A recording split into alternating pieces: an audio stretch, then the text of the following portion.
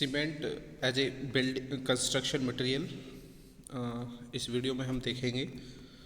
तो सीमेंट के बारे में अगर हम बात करें तो सीमेंट का जो उपयोग है आज के समय में बहुत ज़्यादा बढ़ गया है।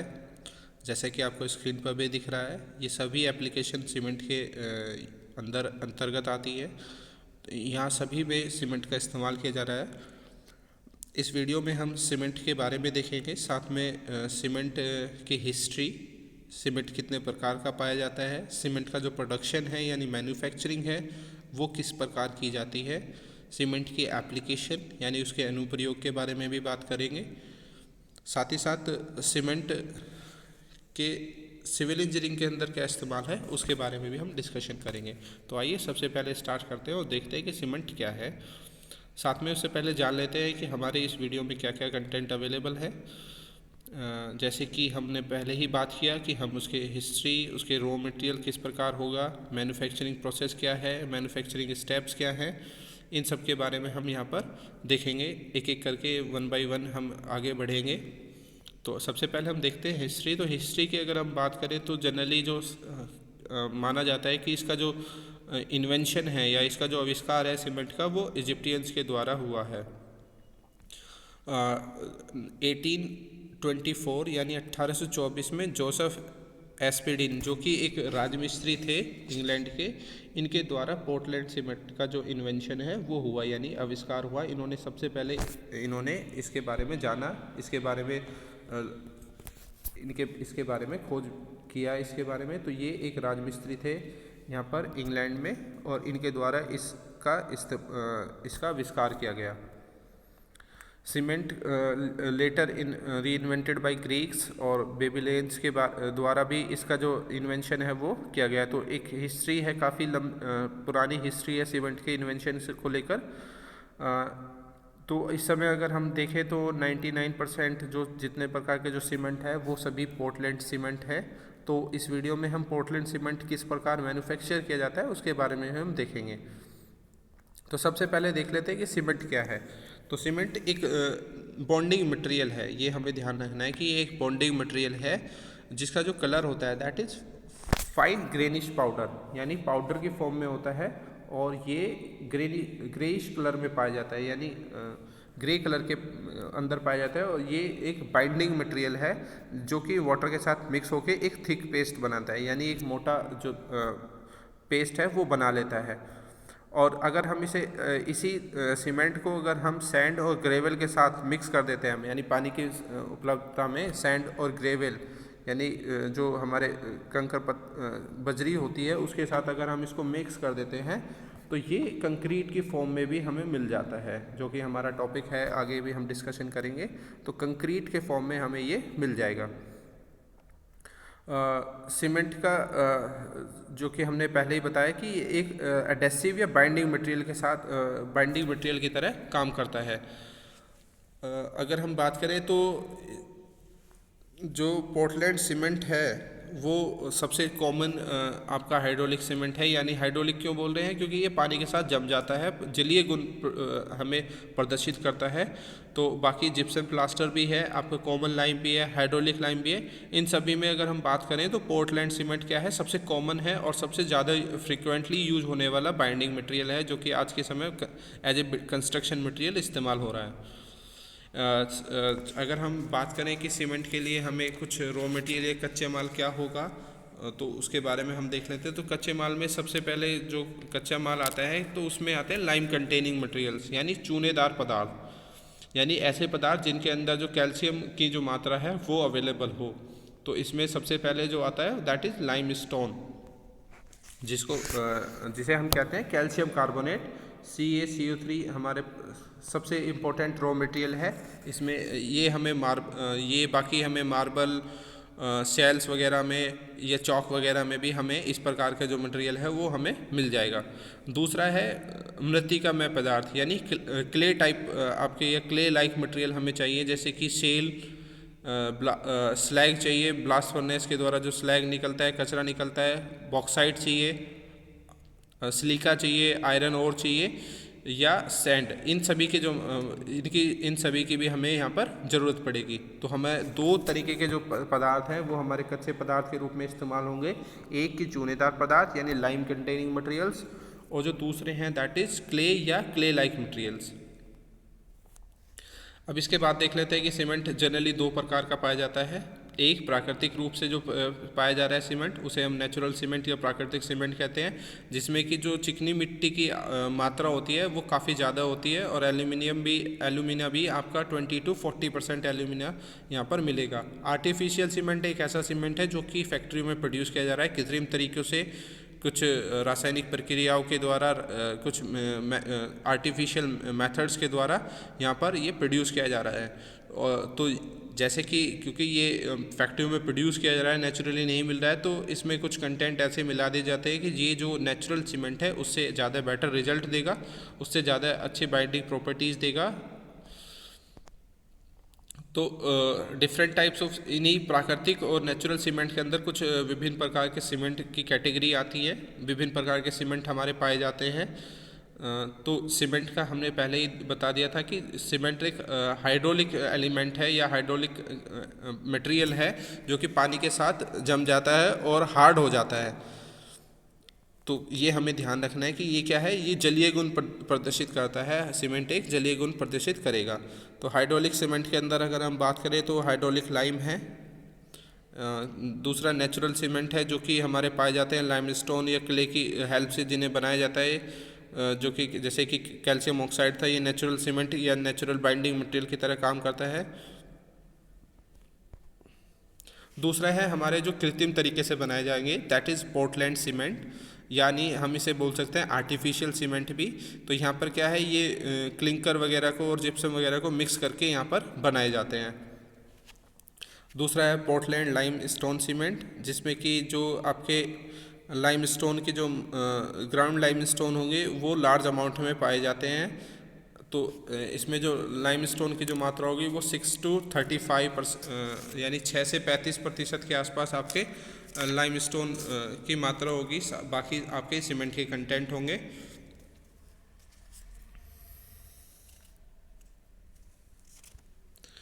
नेक्स्ट हमारे पास आ जाता है ब्लेंडेड सीमेंट,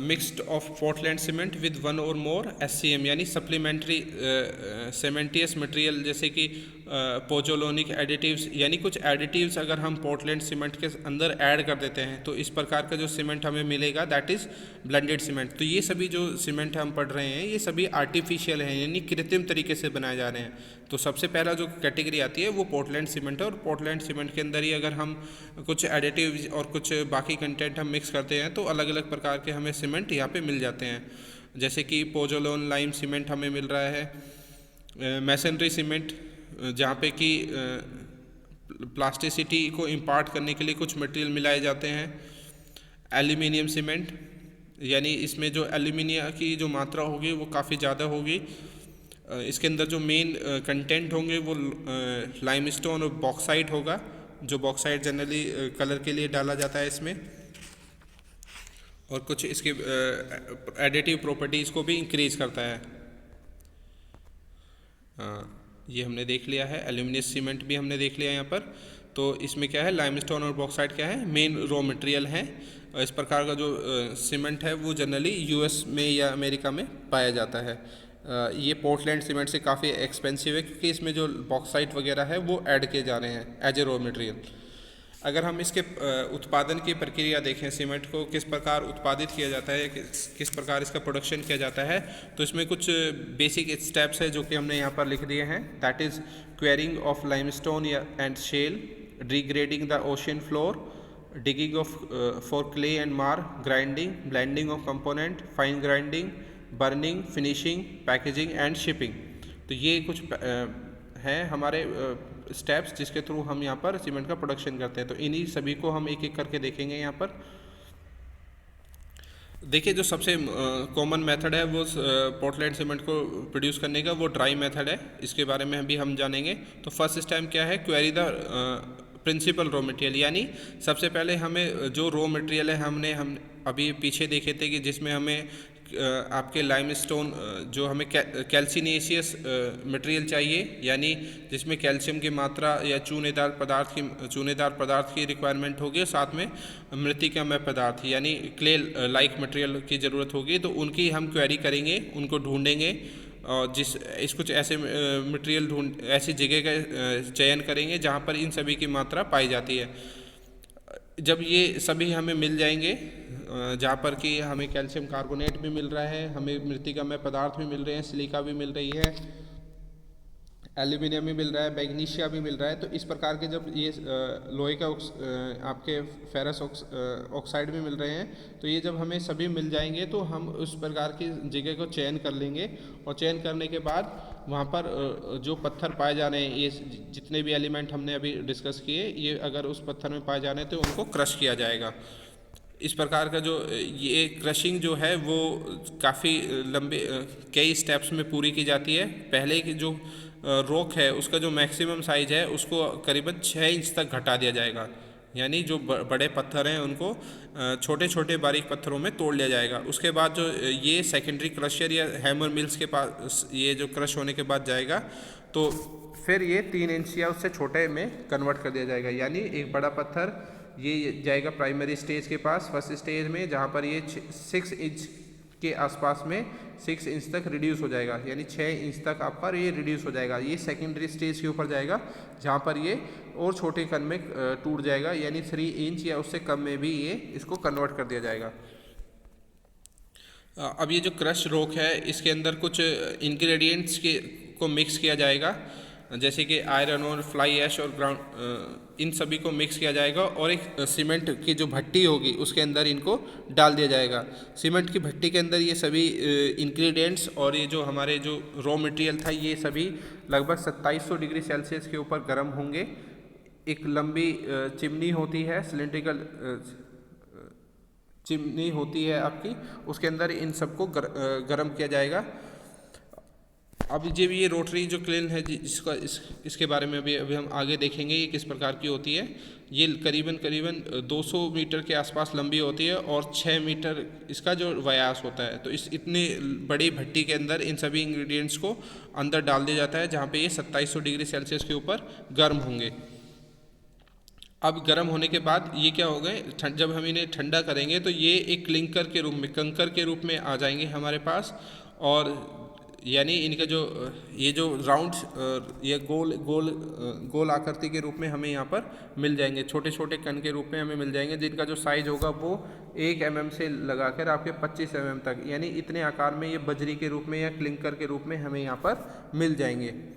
जैसे ही ये क्लिंकर को हम ठंडा करेंगे और इनको स्टोर करेंगे,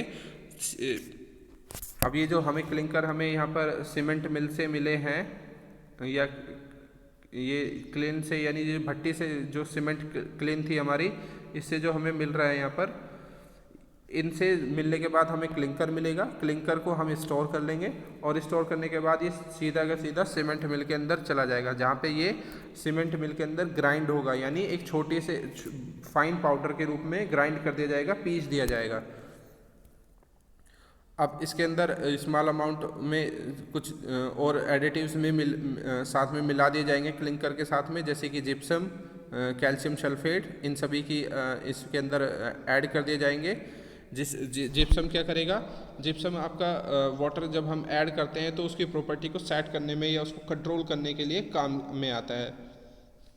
तो क्लिंकर बन जाने के बाद क्या करेंगे, क्लिंकर बन जाने के बाद इसको ऐड किया जाएगा। तो लगभग 3% के आसपास बहुत कम मात्रा में इसको मिलाया जाता है।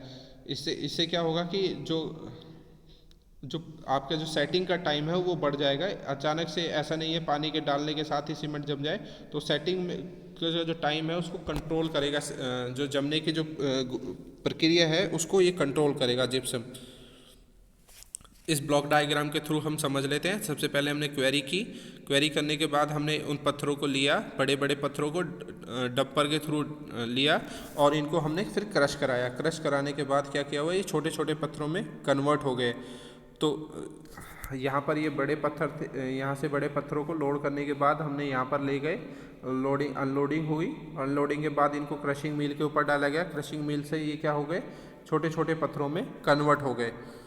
तो ये हमारे स्टेप्स थे। फिर उसके बाद ये जो हमने छोटे छोटे पत्थर कन्वर्ट किए हैं, अगेन इसको एक और दूसरे ग्राइंडिंग मशीन के ऊपर डाला जाएगा, जहाँ पे ये क्या होगा, कुछ बारीक कणों में, तो पहले जो 6 इंच के जो पत्थर थे उनको अब और छोटे पत्थरों में भी कन्वर्ट कर लिया जाएगा। तो यहाँ पर ये इनका जो साइज़ हो जाएगा वो 3 इंच के आसपास हो जाएगा या उससे भी कम। अब ये जाने के बाद में क्या करेंगे, हम इसमें अब इसको भट्टी में डालेंगे। कुछ एडिटिव ऐड करने के बाद यहाँ पर इनको भट्टी में डाल रहे थे। भट्टी में डालने के बाद इनको ठंडा कर रहे थे। ठंडा करने के बाद जो हमें मिल रहा था दैट इज़ क्लिंकर, यानी ये जो क्लिंकर है ये हमें प्राप्त हो रहे थे, और इनको हम स्टोर कर लेंगे, एक स्टोरेज के अंदर हम इनको स्टोर कर लेंगे। अब इन क्लिंकर को हम फिनिशिंग ग्राइंडिंग के यानी ग्राइंडिंग मशीन के ऊपर जाएंगे, जहाँ पर जिप्सम वगैरह को भी ऐड किया जाता है। जिप्सम और कुछ सेकेंडरी एडिटिव्स होंगे जो कि हमारी सेटिंग की जो प्रॉपर्टीज़ हैं उनको कंट्रोल करने के काम आएंगे। और इनको फिर क्या करेंगे, यहाँ पे बारीक पीस लिया जाएगा। बारीक पीसने के बाद क्या करेंगे, इनको हम बैग्स में फिल कर देते हैं और फिर इनकी डिस्पैचिंग हो जाएगी या शिपिंग हो जाएगी। जहाँ पर भी आपको इनका शिपिंग करनी है ये हम कर देते हैं। तो ये हमारा प्रोसेस था जिसके थ्रू हम क्या कर रहे थे, बड़े पत्थरों की पहचान कर रहे थे, बड़े पत्थरों को लोडिंग कर रहे थे। लोडिंग करने के बाद उनको मिल के ऊपर डाल रहे थे। मिल के बाद ये छोटे छोटे कणों में कन्वर्ट कर रहे थे। फिर इनको भट्टी में डालने के बाद उनको क्लिंकर मिल रहा है, और क्लिंकर मिलने के बाद हमें क्या मिल रहा है, उसमें कुछ एडिटिव डालने के बाद हम उसे फाइन पाउडर में या बारीक पाउडर के रूप में पीस रहे थे। तो ये एक समरी है जिसमें कि क्या है, रॉ मटेरियल को फाइनली ग्राउंड किया जाएगा रॉ मिल के अंदर, और इस रॉ मटेरियल को फिर एक रोटरी किल्न के अंदर एक हाई टेम्परेचर के ऊपर बर्न किया जाएगा, जलाया जाएगा, जहाँ से कि हमें क्लिंकर प्राप्त होंगे। और क्लिंकर प्राप्त होने के बाद हम इसमें जिप्सम वगैरह को ऐड कर देंगे और एक बारीक फाइन पाउडर के रूप में हम इसको पीस लेंगे। तो ये एक प्रक्रिया है जो कि एक ब्लॉक डायग्राम के थ्रू आपको दिखाई गई है। तो ये थी वो जो हम सीमेंट क्लीन के बारे में बात कर रहे थे कि जो करीबन 200 मीटर लंबी होती है और इसका जो डायमीटर होता है दैट इज़ 6 मीटर। तो ये एक काफ़ी बड़ी भट्टी होगी, आपकी सीमेंट भट्टी होगी, जिसके अंदर हम क्या कर रहे हैं, रॉ मटेरियल को डाल रहे हैं जिससे कि वो क्लिंकर हमें प्राप्त होंगे। यूज की बात करें तो मेन यूज इसका फैब्रिकेशन में है, कंक्रीट और मोर्टार्स बनाने के काम आता है। यानी जब सीमेंट को हम ग्रेवल्स और सैंड के साथ मिक्स करते हैं पानी की उपलब्धता में, तो हमें ये कंक्रीट और मोर्टार्स देगा है। इसका जो मॉडर्न यूज है वो बिल्डिंग्स में है, फ्लोर बनाने में, बीम्स वगैरह में, कॉलम्स में, ब्रिक्स में। इस सीमेंट से ईंटें भी बनाई जाती हैं। आपके प्लास्टर वगैरह में, ट्रांसपोर्ट में देखें तो रोड्स वगैरह में बनाने में, ब्रिज वगैरह में, फ्लाईओवर, पार्किंग बनाने में इसमें भी आपके सीमेंट का इस्तेमाल हो रहा है। वाटर के अंदर अगर हम बात करें तो सीवर वगैरह, कैनल्स, डैम्स वगैरह बनाने में भी सीमेंट का इस्तेमाल है। सिविल वर्क के अंदर अगर हम देखें तो आपके वेयर हाउस, पोल्स, आपके जो बिजली के जो खंभे होते हैं उनको बनाने में भी सीमेंट का इस्तेमाल हो रहा है। एग्रीकल्चर में अगर हम बात करें तो बिल्डिंग, प्रोसेसिंग, इरिगेशन, इन सभी में आपका सीमेंट का इस्तेमाल हो रहा है। तो एक बहुत बड़ी वाइड एप्लीकेशन है जो सीमेंट की हमारे आज के डेली टुडे यूज़ में या डेली लाइफ में इस्तेमाल हो रही है।